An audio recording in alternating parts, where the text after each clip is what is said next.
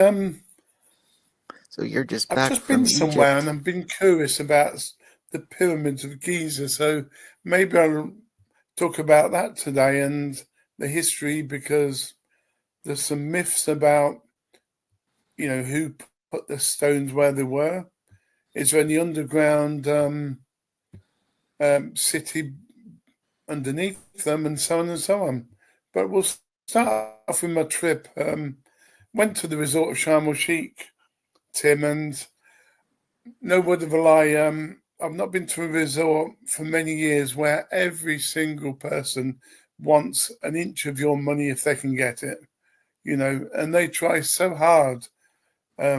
Short of robbing you, they try really hard. Even the nice people in the safety of your hotel will try anything to get $5 off you, or five Egyptian pound even. It was really an eye opener. Wow, I that's didn't think it was going to be that bad, because when I first went abroad, I went to Turkey 30 years ago, and it was exactly like that. But Turkey's improved since. But yeah, Egypt so the standard of seemed to be a living in bit Turkey's desperate. gone way up in the years that have passed, but Egypt is back where Turkey was 30 years ago. Yeah, yeah, swap. So was in this seaside resort of Sharm el Sheikh.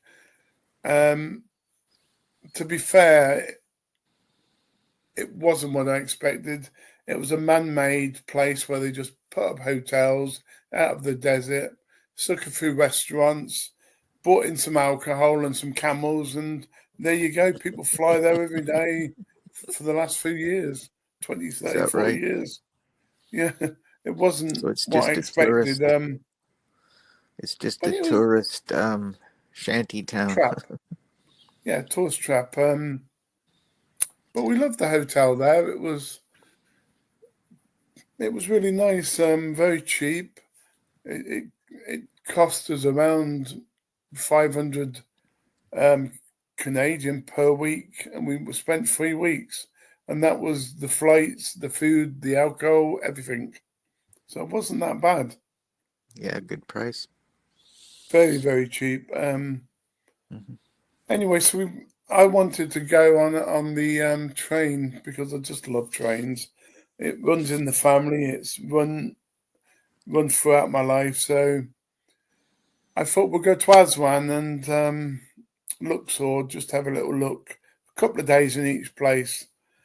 Um, but first, had to go to Cairo. So I thought, why not go to Giza and see the pyramids? So I'll talk about that second. After the pyramids, we went to Aswan, went on the 15-hour train ride each way, and then saw a couple of sites there. And then on the way back, went to Luxor as well. And yeah, we had a great train ride. It was brilliant. The people down in that region wasn't as desperate as there was in the tourist trap. Now, Giza arrived at this Giza hotel. In fact, all hotels in Giza have the pyramid view included in the title, because there really was pyramid view. But I think when I arrived in Giza, I'd stepped back about 50 to 100 years, even though I'm probably not that old. But it was so different to Cairo, so different to everywhere else in Egypt and the modern world. There's horses pulling carts. The hotels seem modern, but there was something strange and yeah, more dirty than anything about them. So it wasn't the I was expecting modern hotels, modern city with old ruins in the background, but it wasn't anything like that at all. Hmm. And recently reading, Tim, Hmm. um, about the pyramids, Yeah. um, recent research suggests a significant new discovery related to the pyramids of Giza, and previously unknown ancient branch of the Nile River may be the key to understanding how the pyramids were built, which I'd like to know your point of view on that when I finish. The scientists believe the pyramids were constructed along the hidden waterway, which is now buried under the desert and farmland. Additionally, some researchers claim to have detected an underground complex. But on recent news, that was an old news story. Recent news in 2025, Mm-hmm. it actually suggests now there's Mm-hmm. a whole city underneath the pyramids. With connecting corridors. I don't know if the cities are lived in, um, but yeah. And when I was there was a couple of people I met from England and said, do you believe the story that man actually, well, somebody must have made them anyway. Man actually, carried all these big heavy rocks all them years ago and made the pyramids. So that's a little bit of a question, were they really built by man? Some suggest, some of the conspiracies say it might have been made by aliens or the Big Bang might have had something to do with it. What's your take then, Tim, on one of these wonders of the world, the Great Pyramids of Giza? Well, some kind of arcane technology was used to build them. I've had some indication in my research that the stones were moved through a levitation type of method. So the stones were rendered weightless and were moved into position through some kind of levitation based technology. Um, but I'm more interested in when they were built and by whom. I see them as a kind of time capsule recording the time of the destruction of Atlantis and the arrival of the Atlanteans.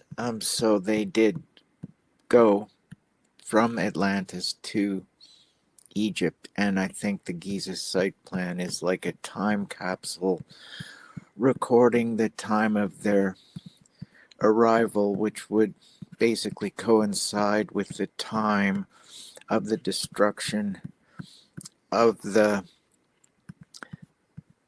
famous um, Atlantean civilization. So you could say they were built by Atlanteans. So who were these people, and well, why did they build the pyramids? We can see that they were built much longer in terms of a timeline, longer ago than recorded history would grant their construction as having been accomplished, which was the in the time of the pharaoh Khufu, who's credited with having built the Great Pyramid, which is the one that is the biggest of the three found at the complex. But it was not built by him. Probably he did some restoration work and therefore credited himself with the reconstruction work. But Robert Bauval and Graham Hancock, they have a different theory, which I support, which is that the pyramids were built about 10,500 BC. And the reason for their theory is that they noted that the Giza site plan lines up with the belt of Orion, the Orion constellation featuring the hunter, and he's known to have a belt made up of three stars. The belt of Orion at the time of the pyramid construction was directly over the Giza site plan, and the three pyramids line up exactly with those three stars figuring in the belt of the hunter Orion. Now, to the Egyptians, Orion is Horus, who is the son of the sun god Osiris.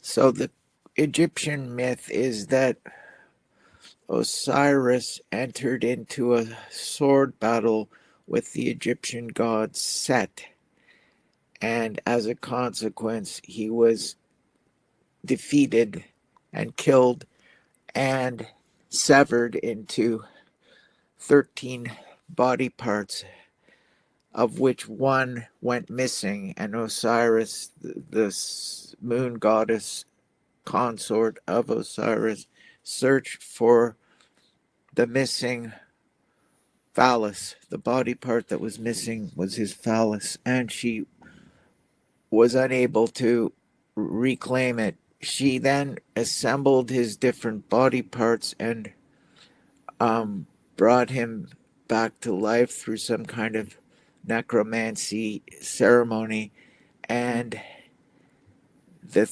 12 body parts of Osiris were reassembled, and he was raised from the dead, as it were.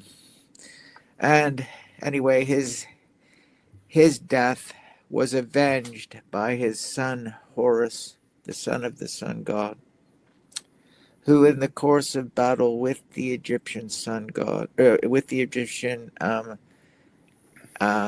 mythological figure Set, received a wound to one of his eyes. And that's the all-seeing eye. The surviving eye is the all-seeing eye of the Egyptian god Horus, which you see featured in so much iconography, so many occult symbols. The all-seeing eye of the Egyptian god Horus is represented in that iconography and in those occult symbols. And some research claims that it's actually a disguise for Lucifer, that the sun god imagery is actually a disguise for Lucifer, the fallen angel. So these occult symbols are thought to have sinister aspects to their meaning and significance. I wouldn't be at all surprised if that's the case. My research would indicate that there's something very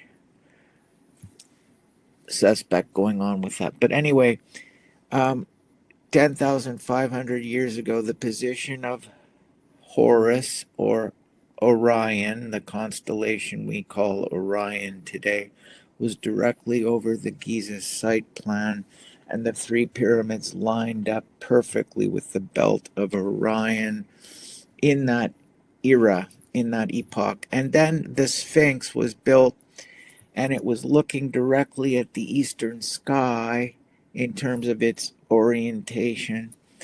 And they have what's called the cradle of the sun, which means that during a certain age, the sun will rise in the eastern sky over a certain zodiac sign. And at that time, the zodiac sign that was stationed in the eastern horizon where the sun rose in the morning was the constellation Leo, Leo the lion. So, in effect, the Sphinx was looking directly at its own mirrored image in the eastern sky. And if you take the constellation Leo and you fit it inside the body of the Sphinx, you can see that it's a perfect alignment. The constellation Leo fits snugly within the architecture of the Sphinx perfectly. So what it's pointing to is the date 10,500 BC.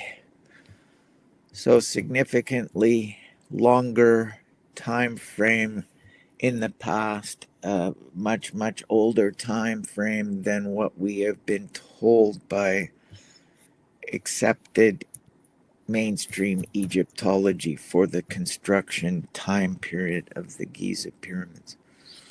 Now, according to that myth that I was telling you about regarding the sun god, the Egyptian trinity of the sun god, the moon goddess, and their son Horus, that myth seems to relate to a kind of prophecy referring to the end times, which I would deem to be our time. Let me just explain. So, when Osiris was cut to pieces by the Egyptian god Set, what that refers to is the star Sirius, which is a 3 star, Sirius A, Sirius B, and Sirius C, form what we see in the sky in the morning when the sun rises over the horizon. When the star Sirius rather rises over the horizon. So it rises over the horizon so that we can see it in the morning, and then it sets in the evening. So when we speak of sunset, I would argue that we're referring to the star Sirius because it is the Egyptian god Set. So if you can imagine the star Sirius going around the ecliptic of the Earth over the course of the precessional cycle of the zodiac, which takes about 26,600 years to complete, it will pass through all the zodiac signs over the course of its transit, its 26,000-year transit. And so each one of those ages lasts about 2,100 to 500 years. Let's just say 2,100 years or so for each age. So during the time that the pyramids were built 10,500 years ago, which coincided with the time frame of the destruction of Atlantis, which has been estimated to have been about 11,000 BC. The zodiac sign that was stationed in the eastern horizon was, as I mentioned, Leo the lion. Now,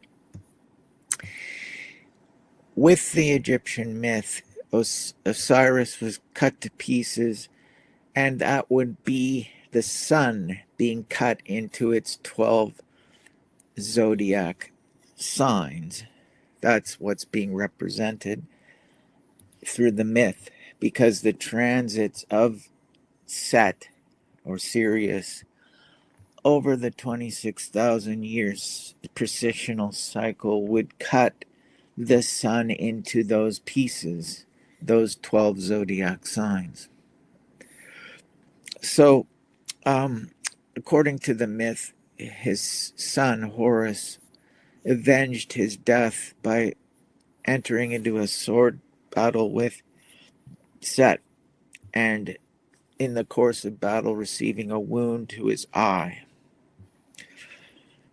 Now, Charles Towns, who's a quite famous American astrophysicist, his research team did some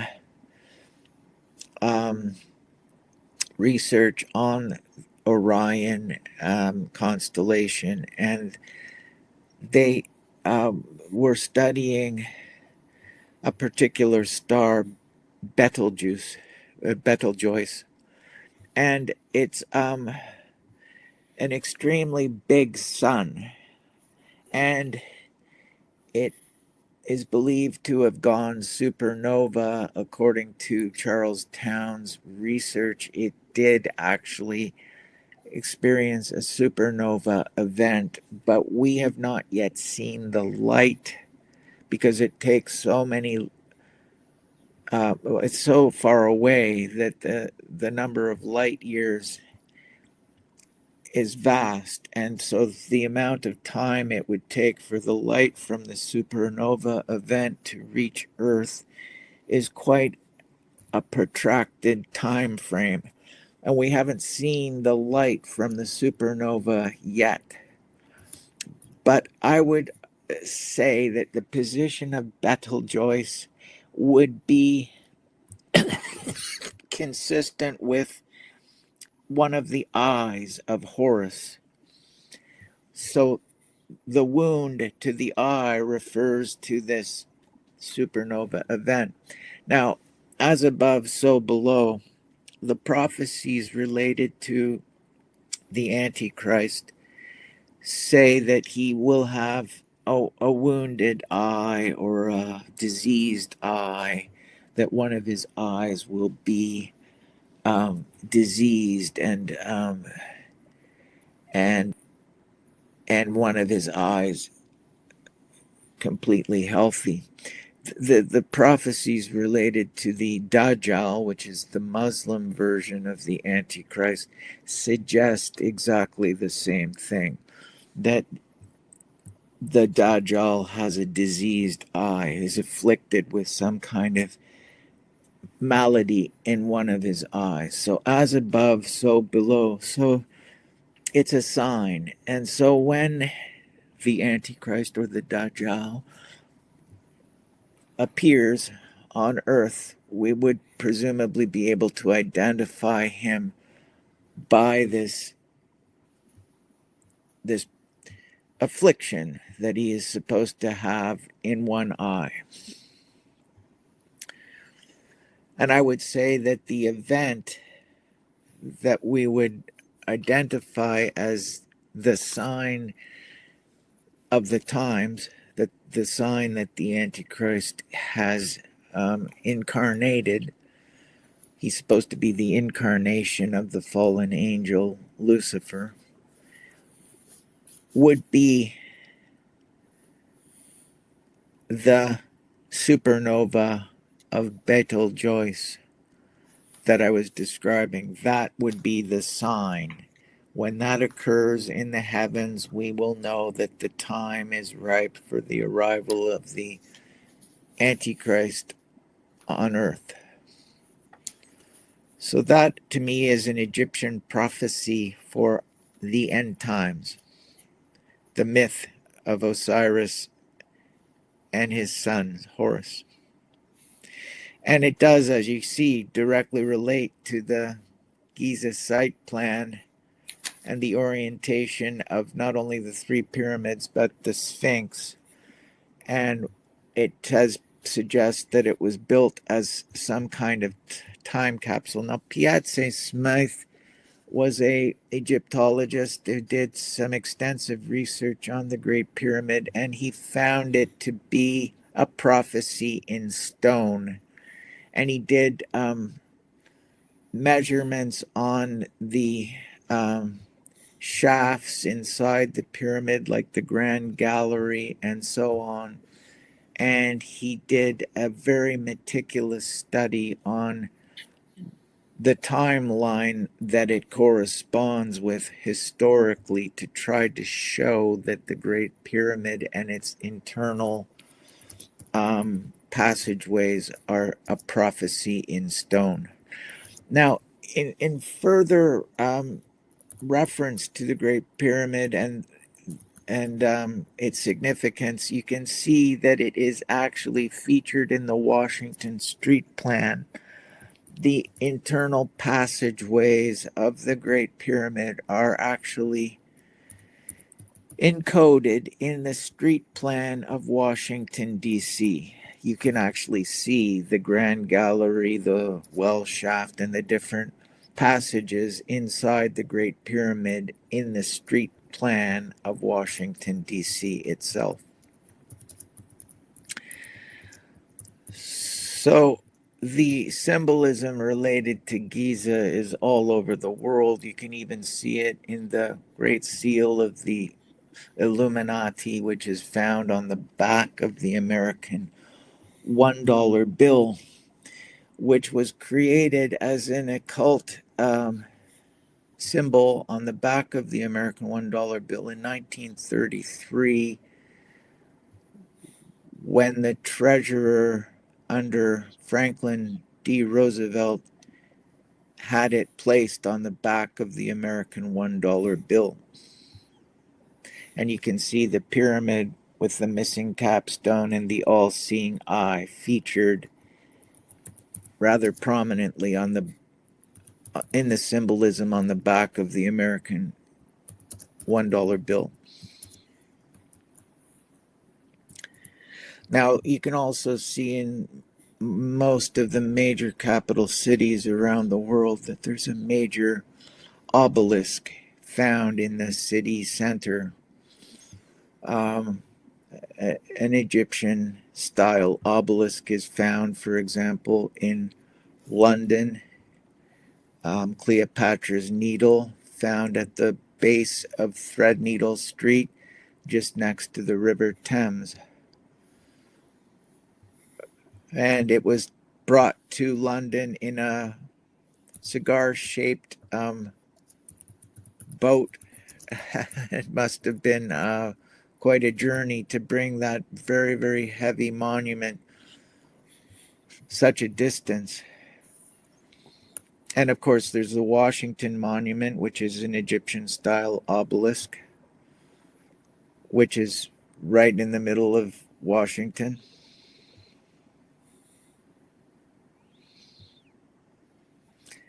And I believe there's an obelisk in Rome, in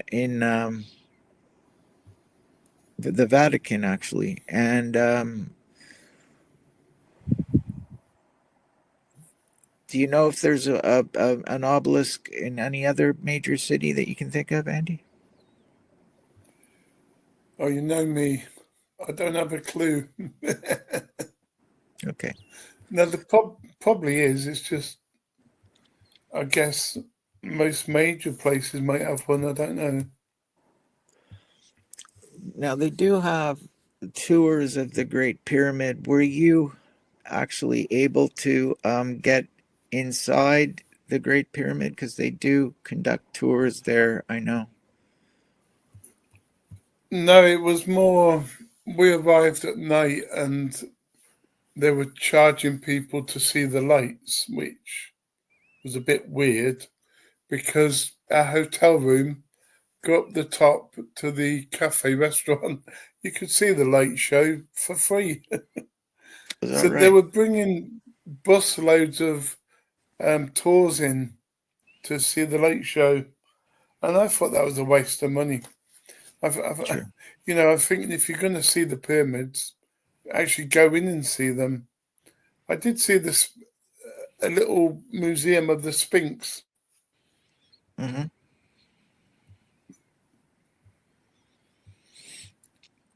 So it was just, as you say, a tourist trap, and they were offering things for payment that you could have experienced for free.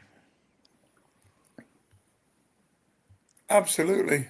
Um, where we was parked near the hotel, Mm-hmm. there were some people. They weren't official, but two people saying, can't park there, money, money, money. And we was only being dropped off. The taxi man wasn't even gonna park. Um, they just want money for the sake of having money.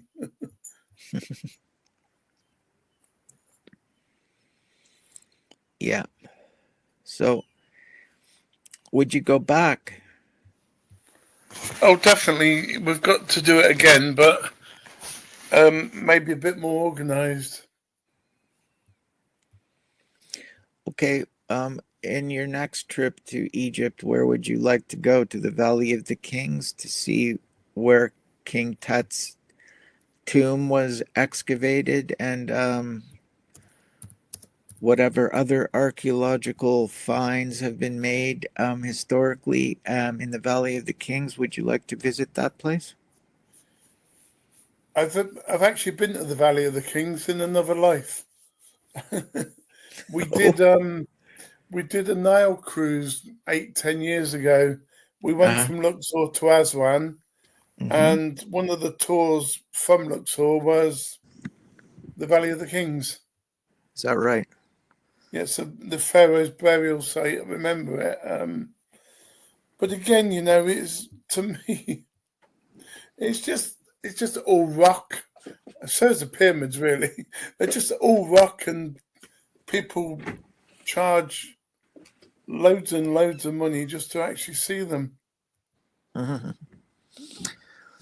Well, there's in Freemasonry, there's a lot of references to Egyptian mythology and Egyptian history, and there's the third degree of Freemasonry, which is about a figure that the Freemasons call Hiram Abiff. He's featured in the Bible in the Old Testament, Hiram Abiff, and he is described as the builder of Solomon's temple. Now, I read a book by a Freemason called The Hiram Key, which obviously refers to Hiram Abiff. And so the third degree of Freemasonry is a kind of key. Key to what? A key to unlocking the secrets, the mysteries, presumably. And so the Freemasons had a king making ritual, which they got from ancient Egyptian occult teachings. And so during the third degree ceremony in Freemasonry, you're effectively going through the king making ritual. The Freemasons say they take good men and make them better. Well, if essentially during this ritual, you die and are then raised from the dead, which the symbolism means you die to the outside material world, the secular world, the profane world, and you're raised into the sacred life of the Freemason fraternity or the Freemason community. So they've taken an ordinary man and in their way of thinking, they've made him better. Now, according to this story that he has interpreted, this Freemason who wrote the book, The Hiram Key, um, what happened is that during the reign of Joseph, because he was um, under the Pharaoh Potiphar, who was actually a prince regent of Egypt, he honored Joseph by making him the chancellor of Egypt. And during the time that he was chancellor, three of his brothers came to visit him. Now, Egypt at that time was northern kingdom and southern kingdom. And what had happened in the northern kingdom, according to this researcher who wrote the Hiram Key, is that the Hebrew, which means the shepherd kings, had taken over the northern kingdom because their population had swelled to the point where there were more Hebrew people than there were Egyptians. So they presided over the northern kingdom, and the Egyptian pharaoh resided in the southern capital, which I believe was Thebes. And so Joseph's three brothers came, having been sent by their father uh, Jacob, whose name was changed eventually to Israel, because there was a famine and they needed grain. And so they came to beg for grain from Joseph. presumably not really realizing who they were begging the favor from, because they had tried to kill him by dumping his body in a well. But he knew well who his brothers were, and as a kind of punishment, he sent them on an espionage mission to acquire the king-making ritual from the Egyptian pharaoh of the south so that they could legitimately allow the king-making ritual to take place for the northern kingdom pharaoh, who was Hebrew, not Egyptian. So by stealing the right of king-making from the Egyptian pharaoh of the south, they hoped to legitimize the reign of the pharaoh in the north. So they confronted these three ruffians, Levi, Simeon, and one other brother that was related to Joseph. They went to the southern kingdom. They confronted the um, Pharaoh, who was Sequenenre Dao II, that was his name, in the temple. He was about his prayers in the temple, and they confronted him and they cordoned off the exits of the temple so that he couldn't escape. And they demanded to know the secret of the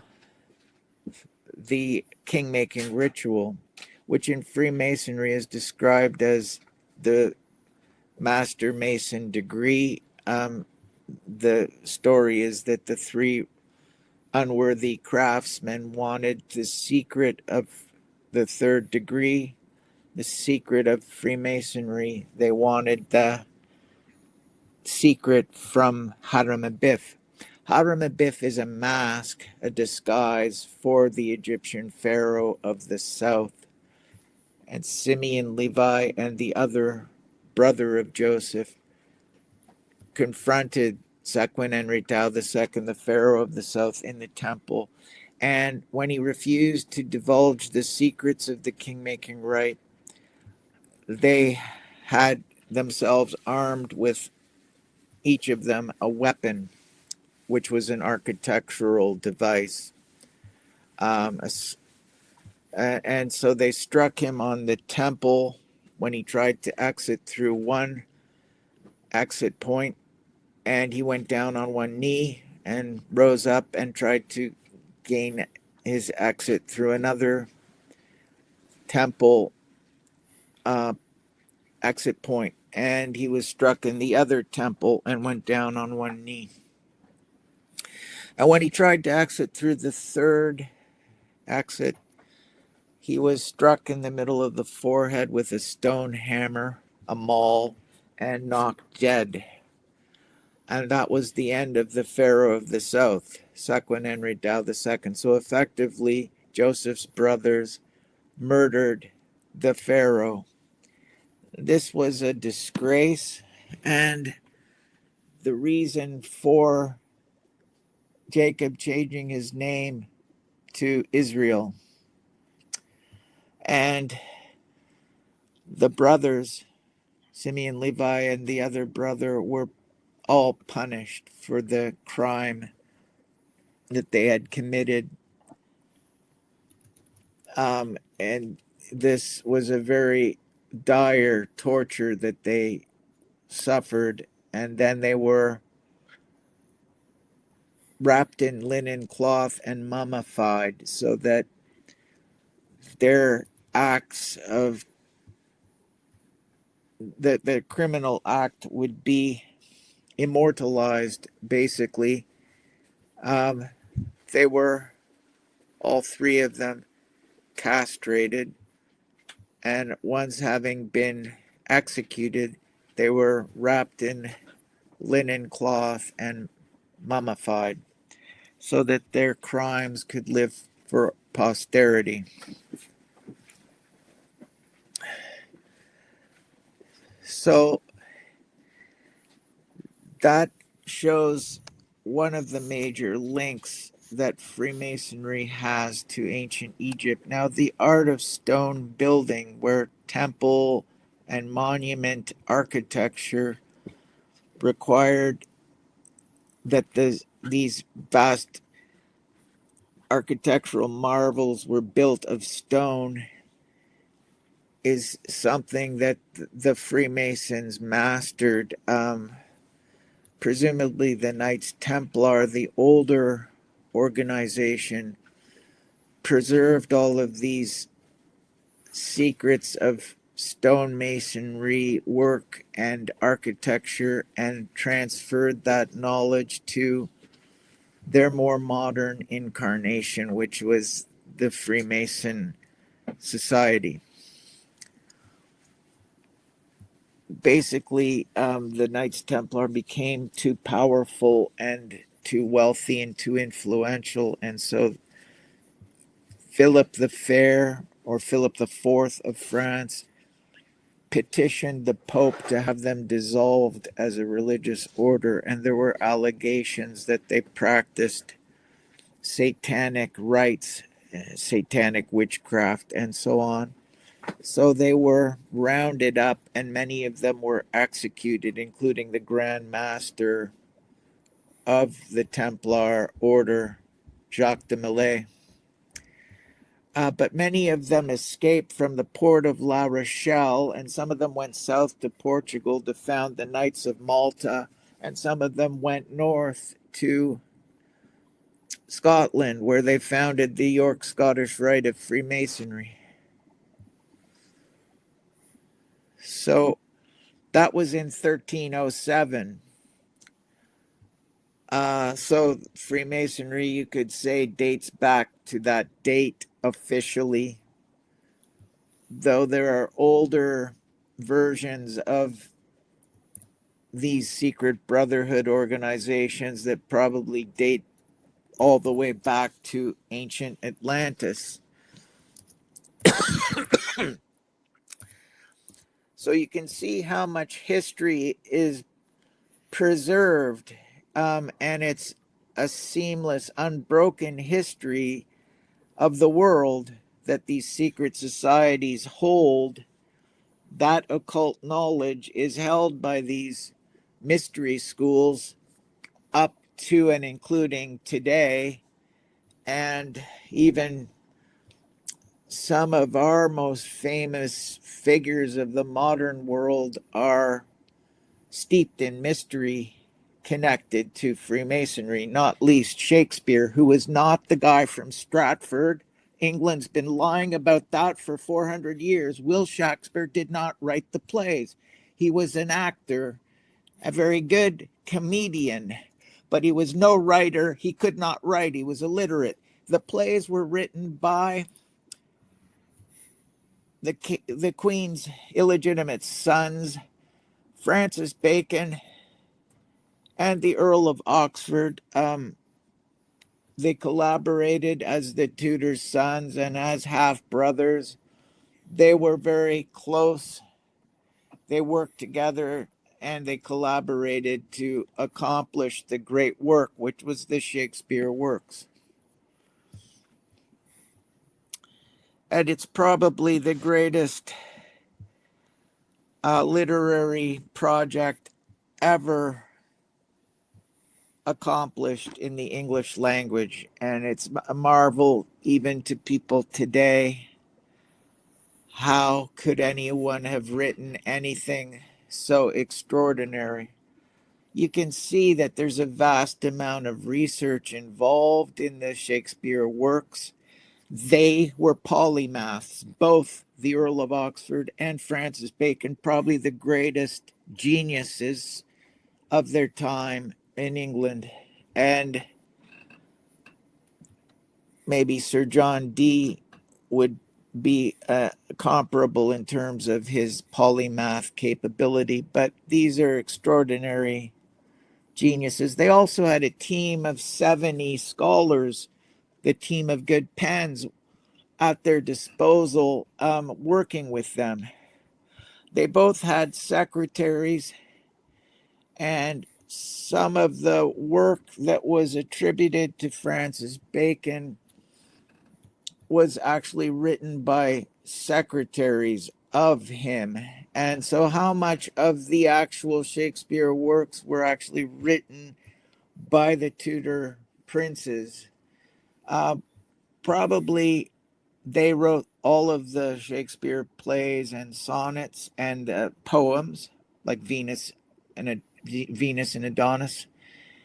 Um, but Bacon had secretaries working for him, and sometimes they shared the same secretary, like John Lilly.